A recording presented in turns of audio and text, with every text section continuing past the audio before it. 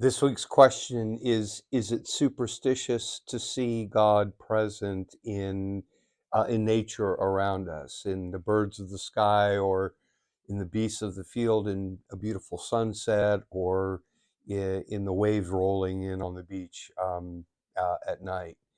And when I think about that question, I think about a couple of things. First is I recall the accounts of the creation of the world, and every time God acted to create the world and everything in it, He stopped and said that this is good.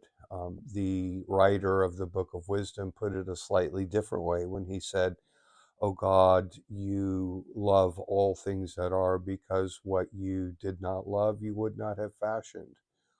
But the other side of the coin is, I also recall times when people would come to me and say things like, well, I don't really understand why I need to go to Mass. I mean, I can find God and feel close to God when I'm sitting on the back porch of my house in the morning with a cup of coffee.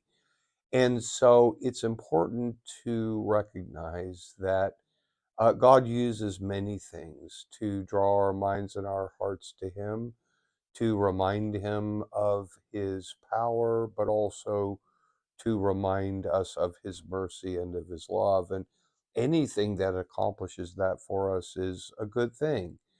But at the same time, we can't be lured into the misunderstanding that these spiritual signs of the presence of God are absolutely no substitute for the real presence of our Lord in the Blessed Sacrament. And if what we're really hoping to do is to draw closer to Jesus and to grow in intimacy with Him, the one thing that actually brings that change to our hearts and to our lives is to meet Him, to receive Him in the most personal, intimate, and life giving way possible. So go forward remembering that God is who He says He is, you are who He says you are, and live the life that He created you to live.